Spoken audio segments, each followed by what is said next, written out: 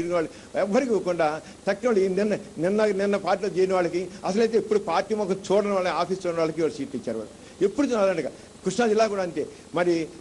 మరి బందరం నియోజకవర్గం ఇచ్చారు ఎంపీ గారు సీటు, ఆయన ఎక్కడికి రాజధాని సీటు ఇచ్చారు. కృష్ణాలో మనుషులు లేకుండా పోయారా? ఎందుకు వలసింది అక్కడ? అలాగే విజయవాడ ఎంతో ప్రజారాజ్యం గురించి ఎంతో పరితమించిన వాళ్ళు ఉన్నారు, వాళ్ళకి ఎందుకు ఇవ్వలేదు? అలాగనే ఎవరు ఇంకో వ్యక్తిని ప్రజారాజ్యం పార్టీలో ఇంతవరకు ఉన్న లేకుండా పోయారా? మనుషులు ఉన్నా సరే వాళ్ళని పట్టించుకోకుండా చేశారు మాత్రం నేను ఖచ్చితంగా చెప్తాను. ఇలాంటి పరిస్థితుల్లో ప్రజారాజ్యం పార్టీకి రాష్ట్రంలో రానున్న ఎన్నికల్లో ఎన్ని స్థానాలు వస్తాయని మీరు భావిస్తున్నారు? అది నేను చెప్పలేనండి. కానీ ఎందుకంటే విద్యుత్ మాత్రం 200-250 సీట్లు వస్తాయనుకున్నాను రాష్ట్రంలో. కృష్ణా జిల్లాలో 16 కనీసం 14 వస్తాయనుకున్నాను. ఇప్పుడు పరిస్థితులు చూస్తే మాత్రం చాలా దారుణంగా ఉన్నట్లు అనిపిస్తుంది. ఎందుకంటే కార్యకర్తలు చాలామంది నిరాశ ఇచ్చింది. ఓటర్లు మొత్తం ఉన్నారు, నేను ఖచ్చితంగా ఓటర్లు ఉన్నారు, దాన్ని ఎలా వాళ్ళు క్యాష్ చేసుకుంటారు. కార్యకర్తల్లో నైరాశ్యం వచ్చినట్లయితే వీళ్ళని ఓట్ బ్యాంక్ పోలింగ్ బూత్ ఎవరు తీసుకెళ్తారండి? పోలింగ్ బూత్ తీసుకెళ్ళాలి కదా, కార్యకర్తలు కావాలి, ఆర్గనైజేషన్ కావాలి. కార్యకర్తల్లో మీకు కృష్ణాలో ఉంది, ఎంతమంది అక్కడ ఇంతవరకు ఎంతో పనిచేసిన వాళ్ళందరిలోనూ వాళ్ళు సరిగ్గా చేయకపోవడం వల్ల ఒక నిరాశ వచ్చింది. వాళ్ళు యాక్టివ్గా ఇన్వాల్వ్ కాకపోవడం వల్ల ఇది అవుతుందన్నమాట. అంచేత ఇప్పుడు దాంట్లో ఆర్గనైజేషన్ సెటప్లో ఒక లోపం రాబట్టి దాన్ని సరిదిద్దుకుంటే మళ్ళీ సీటు రావచ్చు. సరిదిద్దుకోవడం ఎంత అల్లు అరవింద్ చూస్తున్నట్టయితే 294 సీట్లు మాకే వస్తాయని చెప్తున్నారు, దాని గురించి రావచ్చు. మరి నిజంగా వాళ్ళ ప్లానింగ్ ఎలా ఉందో. అల్లు అరవింద్ గారు మరి ఆయన సెక్రటరీ జనరల్ కదా, టికెట్లు అమ్ముకుంటున్నారన్న ప్రచారం నేపథ్యంలో అన్ని సీట్లు వస్తాయంటారా? నేను ఆ విషయం చెప్పనండి ఎన్ని సీట్లని. ఎందుకంటే అది వాళ్ళు ఇప్పుడు మారిపోతుంది. ఇప్పుడు ఎలక్షన్స్ దగ్గర పడుతున్న కొద్దీ క్యారెక్టర్ చాలా మారిపోతుంటాయి, ఎప్పుడు ఇట్లా ఉండవు. నేను ఆ విషయంలో చెప్పలేను. అంటే ప్రజారాజ్యం పార్టీలో ఈ పరిస్థితి నెలకొనడానికి బాధ్యత చిరంజీవి వహించాల్సి ఉంటుంది అంటారా, అల్లు అరవింద్ వహించాల్సి ఉంటుందా? ఇద్దరు వహించాల్సి ఉంటుందండి. చిరంజీవి గారు తప్పకుండా వహించాలి, పూర్తి అల్లు అరవింద్ కుదరదు. ఎందుకంటే ఆయన అధినేత, ఆయన తప్పకుండా నిర్ణయాలు తీసుకోవాలి. అంతేగాని ఒక అల్లు అరవింద్ గారు ఎలా యూజ్ చేస్తానికి కుదరదు. సినిమాలో అయితే ప్రొడ్యూసర్ను డైరెక్టర్ చెప్తే యాక్షన్ అంటే హీరో గారు యాక్షన్ చేస్తారు, ఇక్కడ కుదరదు. ఇక్కడ హీరో మెగాస్టార్ సినిమాలో ఇక్కడ మాత్రం మెగాస్టార్ రాజకీయ నాయకుడిగా తను నిలబెట్టుకుని తన ఆధిపత్యం తన యొక్క చలమణి చేసుకోవాలి. చిరంజీవి గారు ఇంకా ఎస్టాబ్లిష్ చేసుకోవాలి మొత్తం చెప్తాను విషయం. సమన్వయం మీరు గతంలో చెప్పారు, చిరంజీవికి లీడర్షిప్ విషయంలో కొంత సమన్వయ లోపం ఉంది, పార్టీని సరిగా నడపలేకపోతున్నారు. అంటే ఆ క్వాలిటీస్ ఇంకా ఆయనలో డెవలప్ కాలేదంటారా? ఇంకా అంతే, కొత్తగా వచ్చారుగా డెవలప్ కాలేదని అనుకుంటున్నాను. నేను ఇంకా కాలేదని అనుకుంటున్నాను. చిరంజీవి గారికి ఒక రాజకీయ నాయకుడిగా ఇప్పుడు రాజశేఖర రెడ్డి గారు కానీ లేకపోతే చంద్రబాబు నాయుడు గారు కానీ ఉన్నట్లుగా మాత్రం ఇంత అయితే ఆయన అనొచ్చు, వాళ్ళ కుచిత రాజకీయాలు అనొచ్చు. కానీ ఈయనకైనా అసలైన ఒక రాజకీయ నాయకుడిగా ఉండాల్సిన లక్షణాలు మాత్రం రాలేదు. అందరినీ కలిపి కొట్టుకు తీసుకెళ్లే లక్షణం మాత్రం పెంపుతుంది. మనకు ఖచ్చితంగా అందరితో మాట్లాడాలండి. గల్లీ నాయకుడు కూడా భుజం తట్టి ఎలా ఉంది ఏమిటి మనం చేస్తున్నావా ఎలా ఉన్నావు అని సహకరించి ఉత్సాహపరి చేయాలి. చిరంజీవి గారు వెళ్ళింది రోడ్ షోలు చేస్తూ పలకించవచ్చు, చేతిలో పోతూ అది చేయొచ్చు. కానీ గల్లీ నాయకుడు కూడా మాట్లాడే స్థితి రావాలి, అందరితో మమైక్యం చెందాలి, వాళ్ళని కలవాలి. చిరంజీవి గారు మాత్రం వాళ్ళు ఎందుకండి, మమ్మల్ని ఎవరిని అడిగిన వాళ్ళు లేరు కండి. ఇప్పుడు 3 రోజులు అవుతుంది మీ అసంతృప్తి వెళ్ళకి. ప్రజారాజ్యం అధిష్టానం నుంచి మీకు ఏదైనా సమాచారం కానీ మిమ్మల్ని పలకరింపు కానీ ఏదైనా ఉందంట? ఏమీ రాలేదండి, ఏది మాత్రం రాదు. ఒక్కడు చిన్నవాడు కూడా చివరికి ఆఫీస్ సెక్యూరిటీ కూడా నాకు ఫోన్ చేయలేదు, ఎవరు చేయలేదు.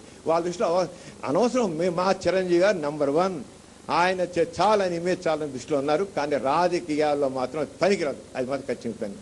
అంటే చిరంజీవి వీటన్ని సవరించుకోవాలంటే ఎటువంటి వైఖరి అవలంబించాలి? ఇప్పుడు నాలాగనే చాలా మాట్లాడుతున్నారు, వాళ్ళందరూ ఉన్నారు. నేను చెప్తే స్పష్టంగా ఇలాగే నాకు చెప్తూ ఉంటారండి, చెప్పకుండా ఉండరు. నేను కూడా చిరంజీవి గారు చెప్పాను చెప్పకుండా అందరూ చెప్తున్నారు. ఆయన మరి మార్చుకోవాలి, ఆయన అది ఏదో ఒక విషయ వలయంలో ఉన్నారండి, అది దాంట్లో బయటపడాలి. అంటే అధినాయకత్వం ప్రధానంగా డోంట్ కేర్, అంటే వీళ్ళు ఉంటే ఏంటి లేకపోతే ఏంటి అనే ధోరణిలో వ్యవహరిస్తుందని మీరు భావిస్తున్నారు? నాకు ఇప్పుడు అలాగే అనిపిస్తుంది, ఇంతవరకు మాత్రం నాకు అలాగే అనిపిస్తుంది, ఖచ్చితంగా అనిపిస్తుంది. ఎందుకంటే పోయిన వాళ్ళని లెక్క చేయట్లేదు, ఎవరిని లెక్క చేయట్లేదు. అప్పుడు నాన్నగారు ఉన్నారు, నాన్నగారి విషయం చాలా చిన్న విషయం. నాన్నగారు చిరంజీవి గారు పిలిచారు, వీళ్ళు కలిసి మాట్లాడి ఏమయ్యా ఏంటి అని చెప్పి చాలా సిల్లి అండి నిజంగా నాన్నగారి విషయం. ఆ నాన్నగారి విషయంలో అల్లు అరవింద్ గారు కానీ చిరంజీవి గారు కూర్చొని మాట్లాడితే నాన్నగారు మామూలు అయిపోయేవాళ్ళు. ఎప్పుడైతే పిలిచి మాట్లాడలేదో, రమ్మని పిలిచి మాట్లాడలేదో, అధిష్టానం నీకు డిసిప్లినరీ కమిటీ ఉంది, ఆ డిసిప్లినరీ కమిటీని చూసుకుంటుందని చెప్పి వాళ్ళు తోసేస్తే దాంతో ఈయన కొద్దిగా అఫెండ్ అయ్యాడు. ఎవరి వ్యక్తిత్వం అడుగుంటుంది, ఎవరు ఈగోలు అడుగుంటాయి.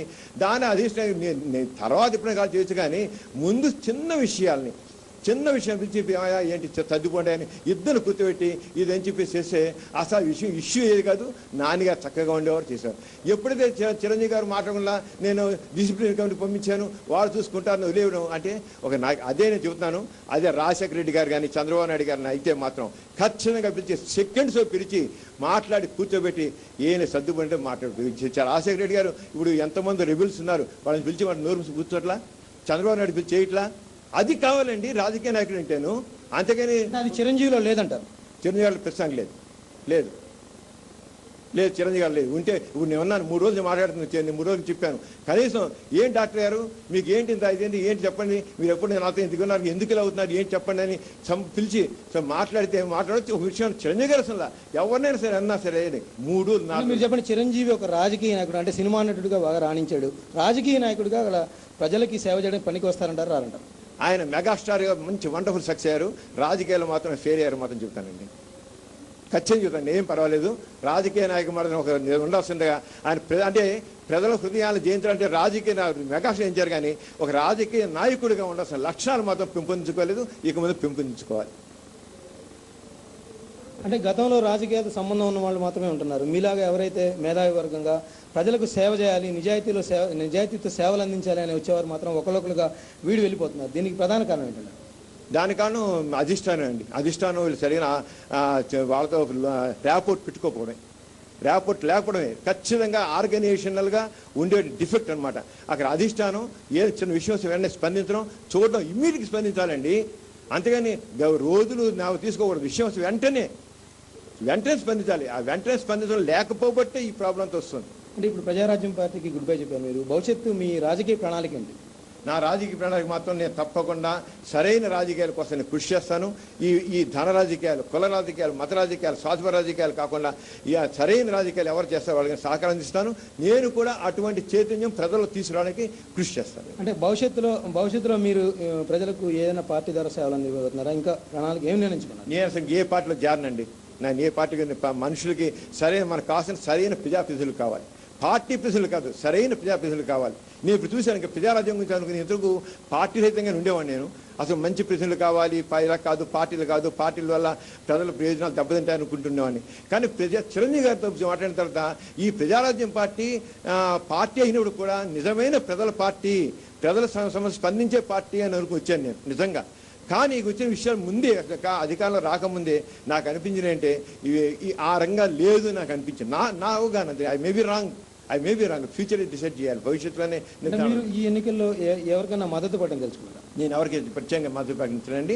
కానీ ఎవరైనా మాత్రం ఖచ్చితంగా ఉంటే మాత్రం నేను వాళ్ళకి ఎవరి నిస్వార్థంగా ఉండి సేవాభావంతో ఉండి సమాజంలో మార్పుల కోసం, రాజకీయాల మార్పు కోసం, ప్రజా రాజకీయాల కోసం ఎవరు చేస్తారో వాళ్ళకి మాత్రం మద్దతు ఇస్తాను మాత్రం మీ అందరి ముఖాన్ని ఈ టీవీ ఛానల్ తరఫున నేను తెలియజేస్తున్నాను. అంటే వేరే పార్టీలు ఎవరైనా వచ్చి మద్దతు కోరారనుకున్నా అప్పుడు మీ నిర్ణయం ఎలా ఉంటుంది? పార్టీలను నేను ఇక వ్యక్తుల ప్రకారం చేశాను, కానీ పార్టీ ప్రకారం చేయను. నేను ప్రజారాజ్యాన్ని పూర్తి నమ్మాను. ఆ ప్రజారాజ్యాన్ని నాకు లేకుండా ఏ పార్టీ ప్రకారం చేయను. ప్రజల అభ్యర్థిగా ఎవరైతే నిజమైన ప్రజల అభ్యర్థిగా ఉంటారో వాళ్ళకే నా సహకారం చేస్తాను. అంటే చివరిగా ఒక ప్రశ్నకు సమాధానం చెప్పండి. చిరంజీవి బ్లడ్ బ్యాంక్ పరంగా, ఐ బ్యాంక్ పరంగా చాలా సేవా కార్యక్రమాలు చేశారు, కానీ రాజకీయ నాయకుడిగా ఎందుకు ప్రజల మన్ననలు పొందలేకపోతున్నారు? ఆయనకి సరైన అనుభవం లేదనుకోవాలి అంతే. దానికి ఆయన అవగాహన కలిగించుకోలేదు. ఇంకొక అవగాహన కలుగుతుంది ఆయనకి. అవగాహన అనొచ్చు, నా పార్టీ పెట్టి కొద్ది నెలలే కదా అయింది అనొచ్చు. ఆయన చూసి ఇవన్నీ చూసి అనుభవాలు వస్తున్నాయి కదా, ఈ అనుభవాల నుంచి నేర్చుకుని తయారు. Experience teachers lot. ఇది సమరం గారు చెప్తుంది. అంటే పార్టీ పెట్టిన తొలినాళ్ళలో ప్రేమే లక్ష్యం సేవా మార్గం అని చెప్పి వచ్చారు. ఇప్పుడు మాత్రం ధన రాజకీయాలు, కుల రాజకీయాలు ప్రజారాజ్యం పార్టీలో ప్రస్ఫుటంగా కనిపిస్తున్నాయని చెప్పేసి సమరం అంటారు.